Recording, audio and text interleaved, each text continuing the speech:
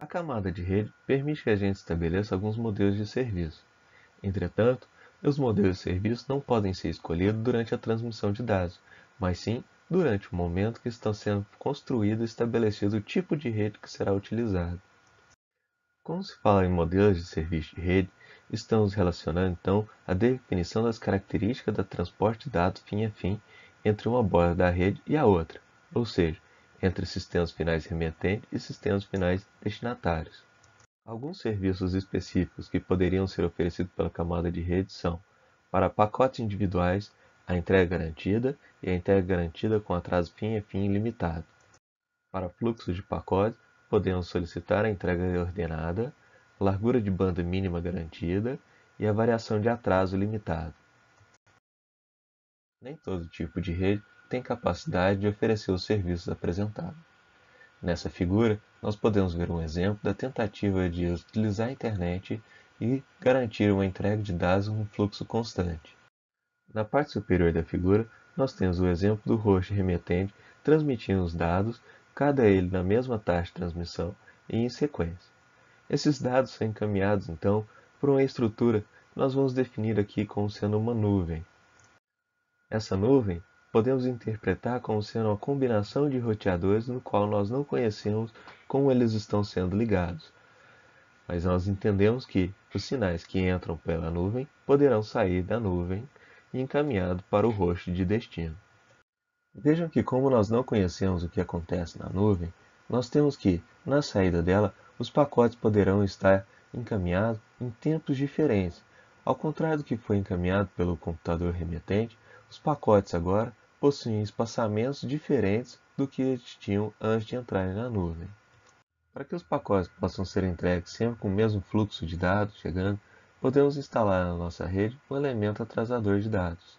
Como esse elemento atrasador de dados armazena os pacotes que vão chegando em memórias e então retransmitem ele para o destinatário em uma taxa de dados constante, caso a quantidade de pacotes que chega seja maior do que a capacidade de memória que esse elemento possui, alguns pacotes serão perdidos.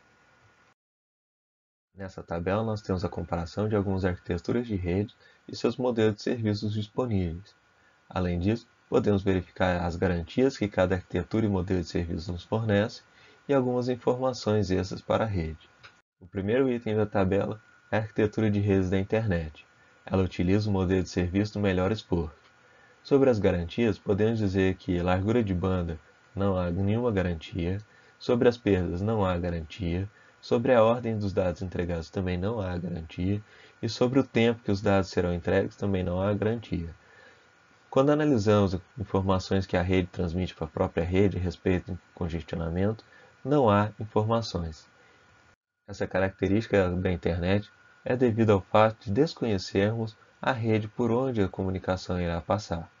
Mas vejam que, devido ao modelo de serviço do melhor esforço, ainda consigamos que a internet opere de forma aceitável para a maioria das aplicações que utilizamos. Na tentativa de dar algumas garantias na transmissão dos dados, foram desenvolvidas algumas outras arquiteturas de rede, como por exemplo a ATM. Conforme vimos no tópico 4, as redes ATM são redes de circuitos virtuais e, por isso, permitem nos fornecer algumas garantias. No primeiro modelo que nós temos são as redes ATM do tipo CBR, ou Constant Bit Rate, ou taxa de bits constante. Como garantias, podemos dizer que essa rede tem uma largura de banda constante, não há perdas de pacote, os pacotes são entregues em ordem e o tempo de transmissão à recepção é constante. Não há informação de congestionamento, pois, nesse tipo de rede, não há formação de congestionamento. Em seguida, nós temos a arquitetura de rede ATM com seu modelo VBR, ou Variable Bit Rate, ou taxa de bit variável. Como garantias, esse modelo de serviço nos fornece, então, uma largura de banda com taxas garantidas, não há perdas na comunicação, os pacotes são entregues em ordem e o tempo entre a transmissão e a recepção é constante também.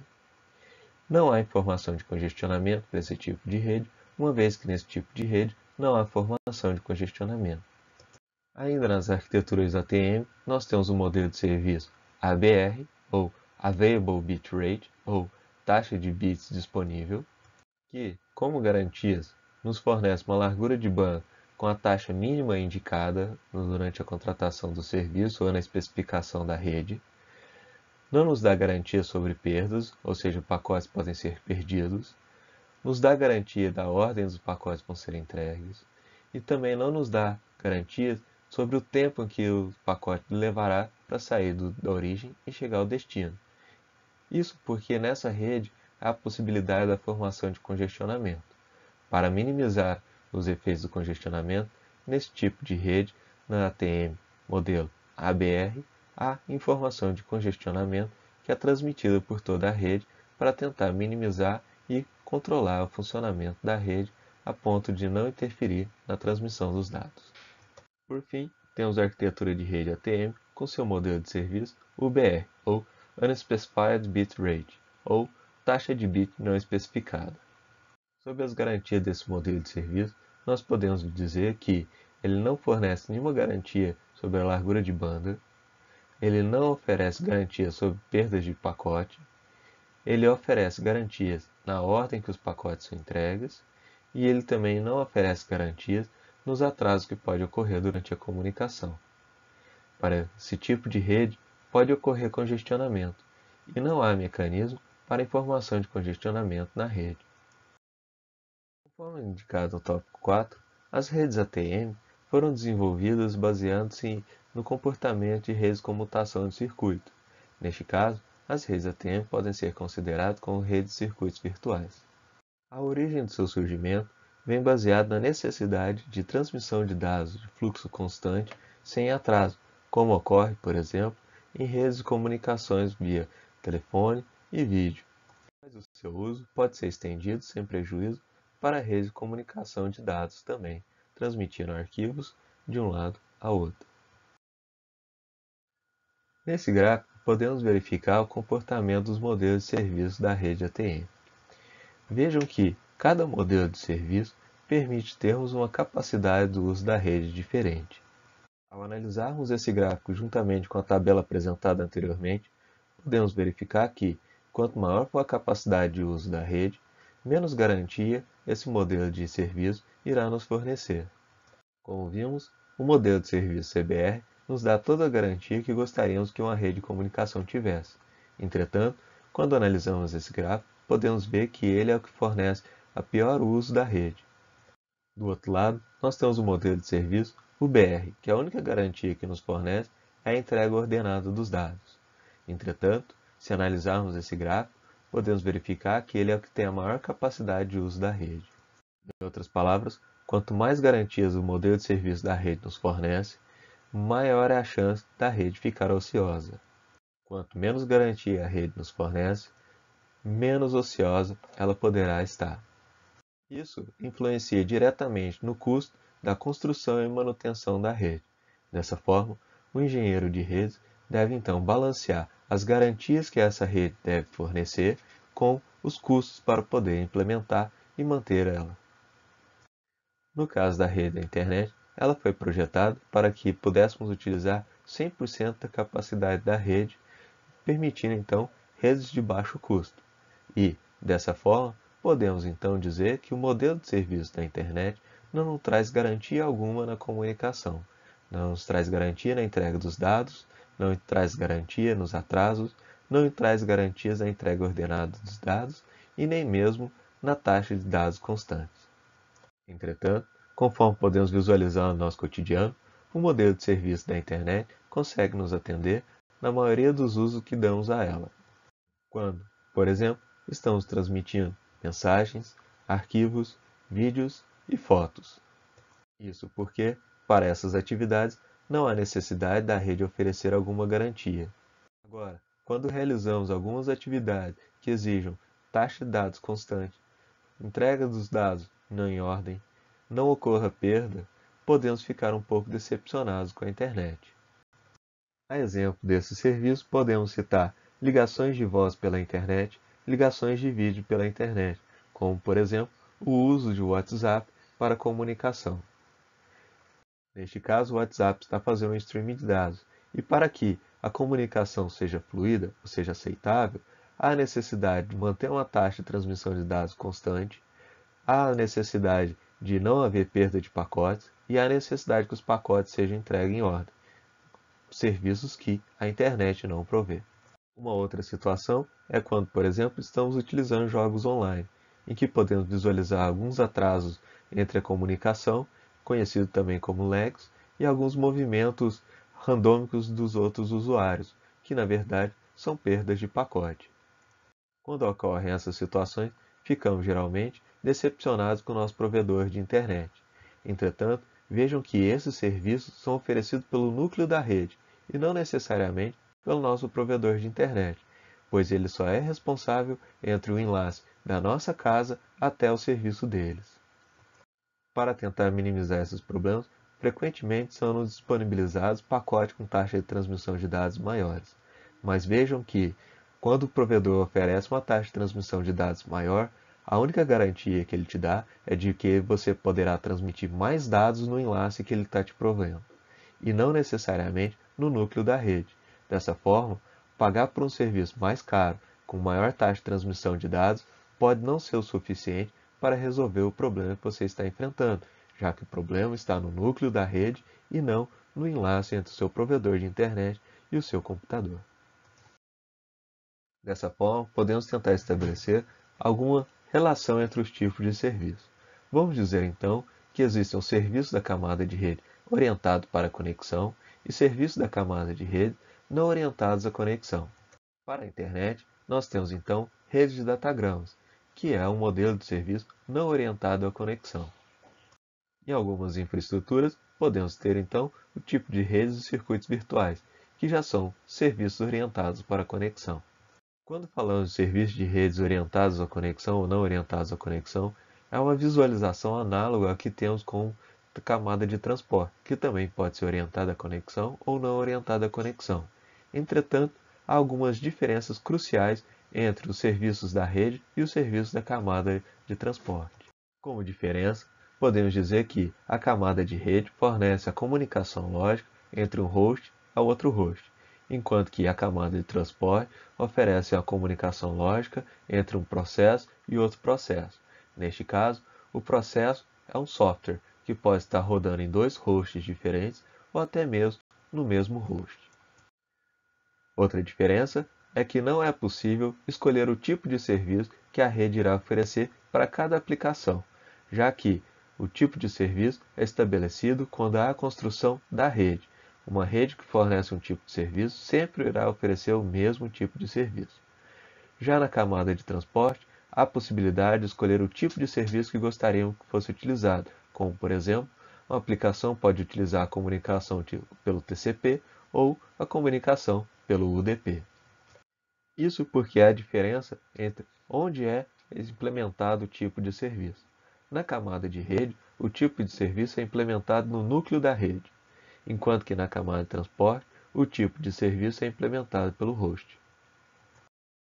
Para visualizarmos essas diferenças, vamos analisar os tipos de redes que nós temos. Vamos iniciar analisando as redes de circuitos virtuais. As redes de circuitos virtuais trabalham de tal forma que o caminho da origem ao destino se comporta como sendo um circuito telefônico.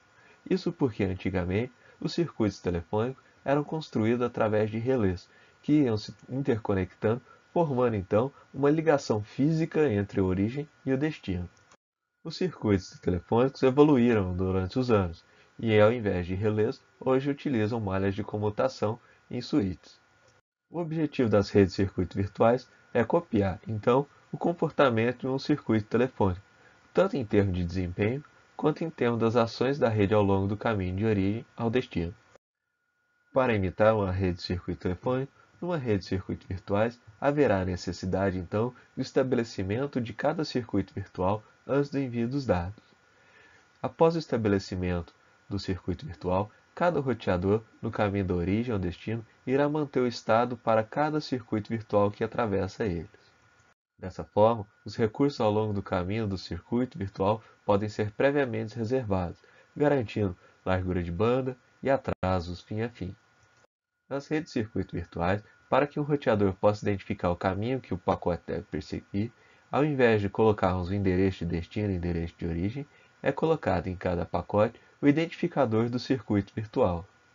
E, dessa forma, ao analisar o circuito virtual, o roteador saberá como fazer o repasse da informação. Em redes de circuitos virtuais, existem protocolos de sinalizações, que são utilizados para estabelecer, manter e encerrar um circuito virtual. Na figura, podemos visualizar a formação do circuito virtual para a comunicação de dados. Inicialmente, o host de origem indica que há necessidade de iniciar uma chamada com o host de destino. Com isso, a informação vai trafegando pela rede, em que os roteadores vão verificando o melhor caminho para conectar o host de origem ao host de destino. Chegando a chamada no host de destino, o host de destino então aceita a comunicação e encaminha para a rede, indicando que gostaria de manter essa comunicação. Essa mensagem retorna então para o host de origem e cada roteador ao longo do caminho irá interceptar essa mensagem e irá então configurar para que mantenha essa conexão nesse circuito virtual. Quando a aceitação da chamada retorna ao host de origem, é construída então a rede de circuito virtual. A partir desse momento, o host de origem pode então começar a transmitir os dados para o host de destino. Como exemplo de redes de circuitos virtuais, podemos citar as redes ATMs, as redes Frame Relay e as antigas redes X25. Aqui temos a visualização gráfica de um roteador operando uma rede de circuitos virtuais. Neste caso, temos na parte superior o desenho da rede e na parte inferior a tabela de repasse do roteador R1. Conforme podemos verificar na tabela de repasse, na primeira linha nós temos que se entrar um pacote na interface de entrada 1 do roteador R1 e nesse pacote estiver indicado que ele deve perseguir o circuito virtual 12, o roteador saberá que ele deve então encaminhar esse pacote para sua interface de saída 22 e indicar para o próximo roteador que ele deve colocar esse pacote no circuito virtual 22. Na primeira linha dessa tabela, podemos então visualizar como que o roteador R1 consegue pegar as mensagens encaminhadas do host A para o host B e encaminhar essas mensagens para o roteador R2. No roteador R2 também haverá uma tabela de repasse, que irá identificar que todo o circuito virtual 22 deverá ser encaminhado como circuito virtual 32 e também irá fazer a ligação entre o circuito virtual chegando numa interface para o circuito virtual da outra interface, neste caso, aqui está conectado o host B. A construção da tabela de repasse em redes de circuitos virtuais é feita quando há necessidade de fazer a conexão entre um host ao outro, ou seja, através da sinalização de início de conexão. Quando é encerrada a comunicação entre o host A e o host B, é transmitido pela rede a sinalização de fim de conexão, e todas as tabelas de repasse retiram então a informação de como fazer o repasse daquele circuito virtual que antes ligava o host A ao host B. E assim, os roteadores mantêm o estado nas redes de circuitos virtuais, já que a informação na tabela de repasse ela é colocada quando inicia a comunicação e ela só é retirada quando termina-se a comunicação. Diferente das redes de circuitos virtuais, nós temos as redes de datagrama, que é o modelo utilizado na internet. No caso da internet, nós temos o serviço do melhor expor, ou também conhecido Best Effort. Vejam que, apesar do nome ser o melhor esforço, não há nenhuma garantia trazida dessa modalidade de serviço. O nome vem do fato de que o roteador fará o possível para poder encaminhar o pacote. Não quer dizer que ele irá dar garantias para que a informação chegue ao destinatário. As redes de datagrama não requerem o estabelecimento de conexão na camada de rede. Os roteadores, então, não guardam estado sobre conexões fim a fim. Isso permite, então, que o núcleo da rede possua equipamentos mais simples, pois não requer tanta memória para manter o estado. Como os roteadores não guardam estado, eles também poderão atender uma quantidade maior de hosts. No caso das redes datagramas, os datagramas IP são roteados utilizando endereço de IP de destino. E, por ser feito isso, dois datagramas entre o mesmo host de origem e destino podem seguir caminhos diferentes no núcleo da rede, conforme apresentado na figura embaixo. Isso ocorre em redes datagram, pois o núcleo da rede se altera de forma dinâmica. Então, antes de retransmitir, o roteador precisa analisar qual é o melhor caminho, o que pode ser identificado melhores caminhos diferentes para cada pacote entre o host de origem e o host de destino.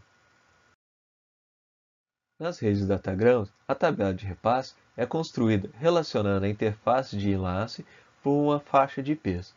Neste caso, nós temos um exemplo de um roteador com 4 interfaces de saídas analisando todos os IPs possíveis. Para esse roteador específico, foi definida a seguinte regra: caso o IP de destino esteja dentro da faixa azul, será encaminhado para a interface do enlace 0. Caso o IP de destino esteja localizado dentro da faixa de IPs vermelho, o pacote será encaminhado pela interface de enlace 1. Caso o IP de destino esteja dentro da faixa de IP preto, o pacote será encaminhado para a interface de enlace 2. Se o IP de destino não estiver dentro da faixa azul, vermelha ou preta, ele deverá então ser encaminhado pela interface de enlace 3. De forma a economizarmos memória dos roteadores, as tabelas de repasse são construídas utilizando a regra da concordância do prefixo mais longo. Ou seja, os IPs são analisados bit a bit da esquerda para a direita e a interface do enlace de saída será escolhido caso seja encontrado a maior sequência que combine com os endereços de IPs na tabela de repasse. Como exemplo, podemos analisar a tabela de repasse indicada. Nós temos então que, se o prefixo for igual ao da primeira linha, será encaminhado para a interface 0. Se o IP tiver o prefixo igual ao indicado na segunda linha, será encaminhado para o enlace 1. Se o IP tiver o prefixo encontrado igual ao da terceira linha, será encaminhado para a interface 2. Se não, é encaminhado para a interface 3. Para entendermos a regra da concordância do prefixo mais longo, vamos analisar o exemplo abaixo. Nele, chegaram dois endereços de IP de destino. Vamos analisar o primeiro. Nele, podemos verificar um prefixo indicado na tabela de repasse. Esse prefixo está indicado aqui. Como podemos ver, corresponde à interface de enlace 0. E, dessa forma, esse pacote deve ser encaminhado, então, para a interface de enlace 0. Para o segundo caso, temos esse exemplo. Se a gente analisar então o prefixo, podemos verificar que ele acaba com 00011. Se analisarmos a nossa tabela de repasse, iremos encontrar esse prefixo aqui e iremos encontrar esse prefixo aqui. Então, qual interface de enlace iremos encaminhar? Para 1 ou para 2? Como deu empate, devemos olhar então o prefixo mais longo. Neste caso, podemos verificar uma sequência de 3 zeros aqui no endereço de IP de destino, e isso condiz com a interface de enlace 1 ao analisarmos os endereços de IPs que devem ser encaminhados para a interface de enlace 1, olhando o prefixo mais longo. Dessa forma, retiramos a nossa dúvida. Esse pacote deve ser encaminhado para a interface de enlace 1 para que possa então chegar no destinatário.